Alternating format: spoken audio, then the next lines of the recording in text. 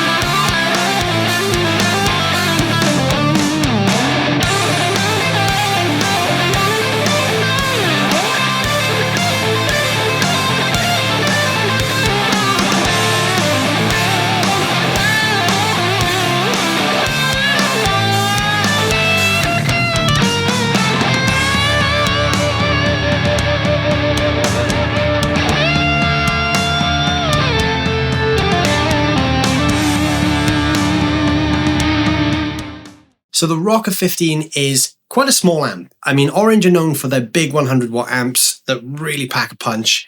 They've managed to downsize into a single 1x10 combo that offers you 4 different wattage selections, 2 channels, and all of those classic Orange tones in one box. Orange described this amp as an amp for all occasions, and that really is true. You can use this at home. It's got some really bedroom-friendly settings on there.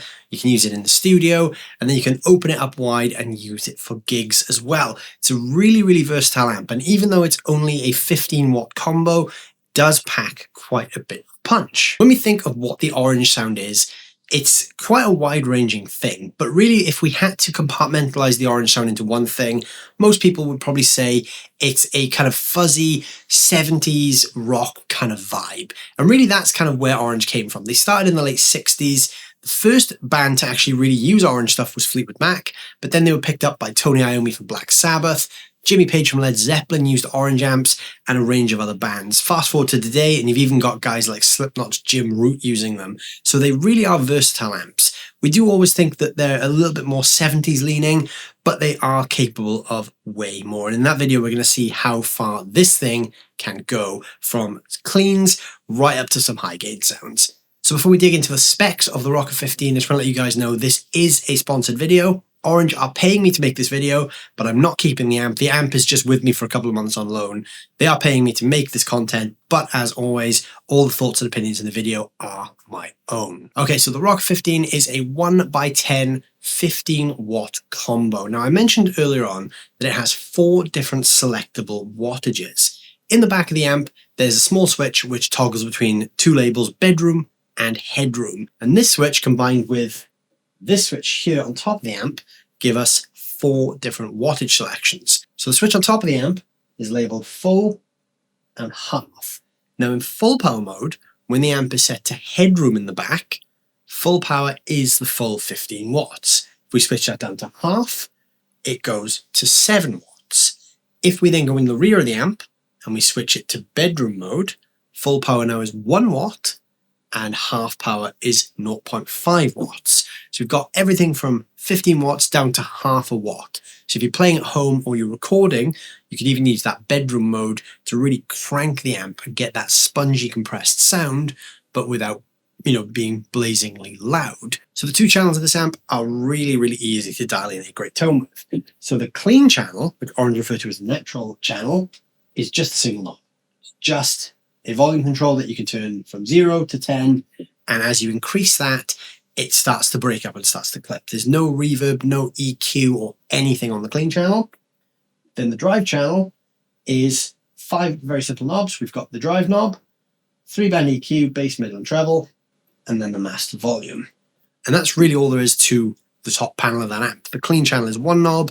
The drive channel is a drive and a 3-band EQ with a master volume. And obviously both channels have their own independent volume controls, so you can set how loud you want each channel as well. Because of the way these two channels interact with each other, you can actually set the clean channel to be like a broken up tone. So you could use that as your rhythm channel, and then you can add a foot switch in, which doesn't come with the amp. You can buy that separately and use the main drive channel then as like a lead channel or a boost channel. So you can have 2 drive channels if you want.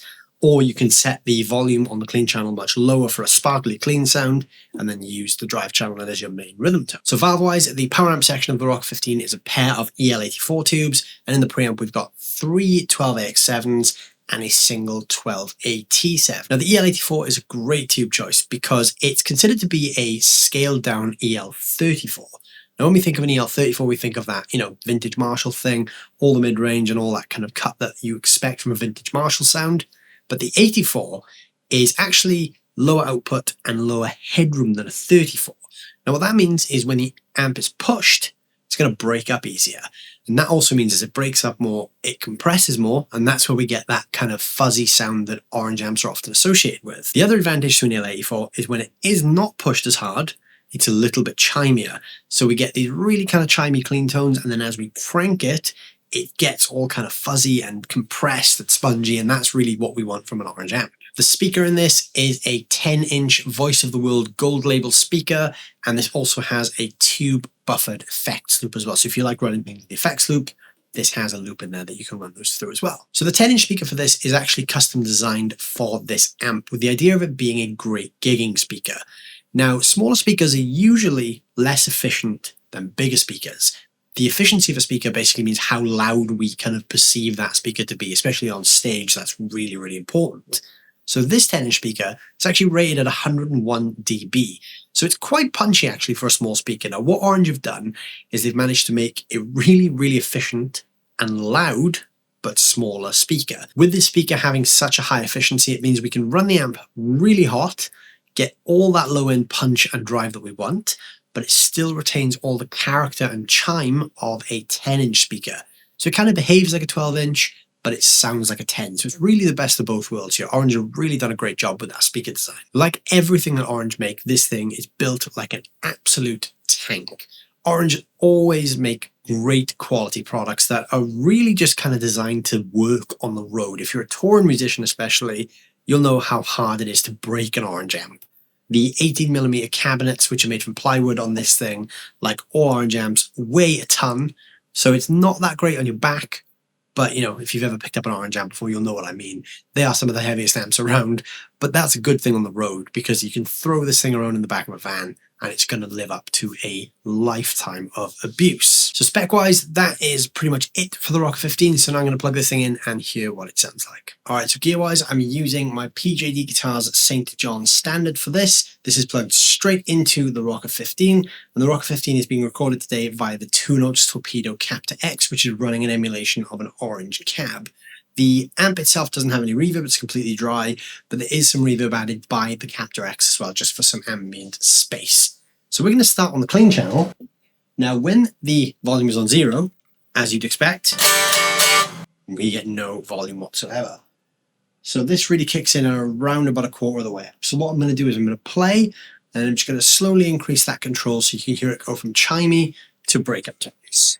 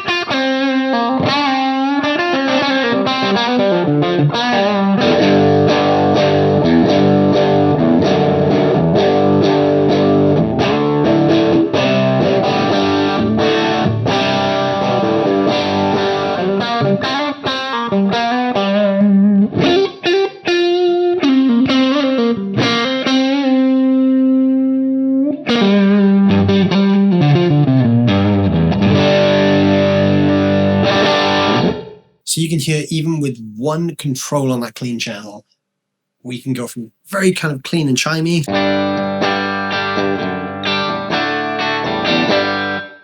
through to some great crunch tones.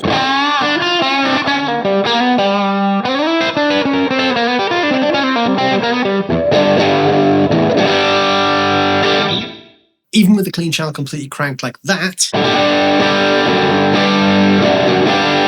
we can use the guitar's volume to clean it up by backing off.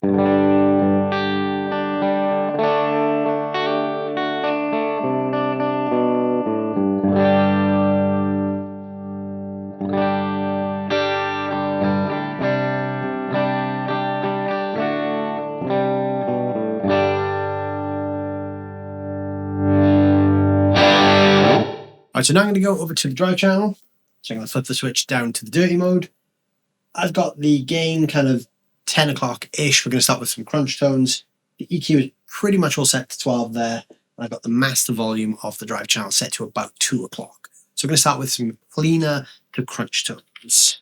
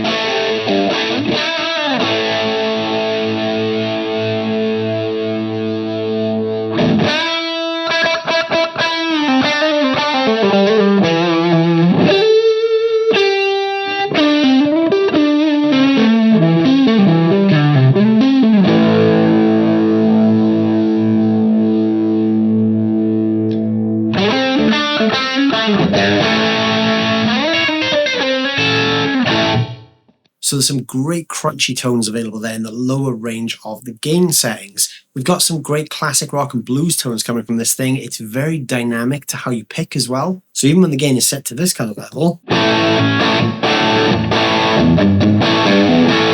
if I pick lighter, I get a cleaner sound. And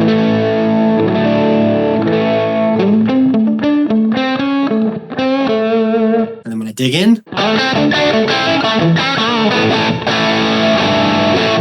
so we get that dynamic playing ability is what we can play harder or softer, and the amp reacts to that. Now, I'm just going to set that back to midnight, and I'm going to go up in the gain. So I kind of went up to maybe like 1 o'clock there. So from here on, I'm going to go from 1 o'clock all the way up.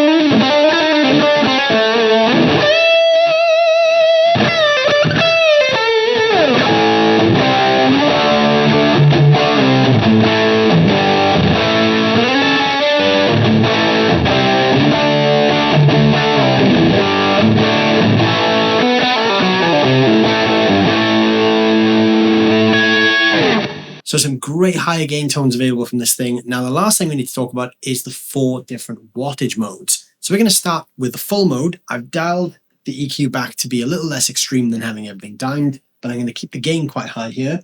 And I've just brought the master volume back to just above halfway. So we're going to start by playing in full mode, which is 15 watt mode. And then I'm going to switch that down to 7 watt mode.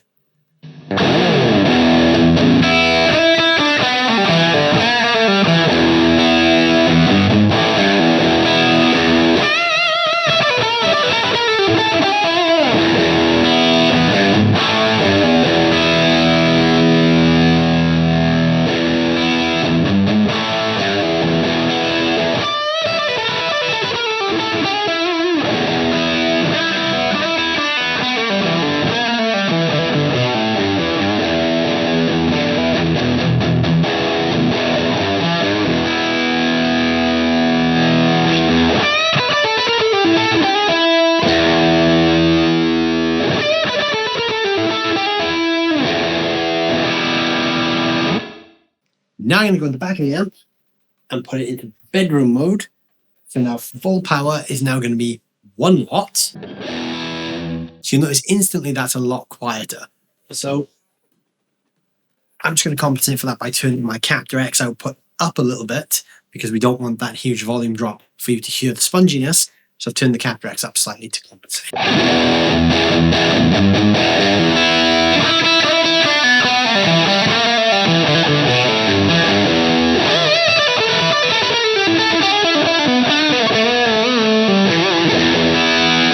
Now I can instantly feel a difference there. That feels spongier and very fuzzy actually.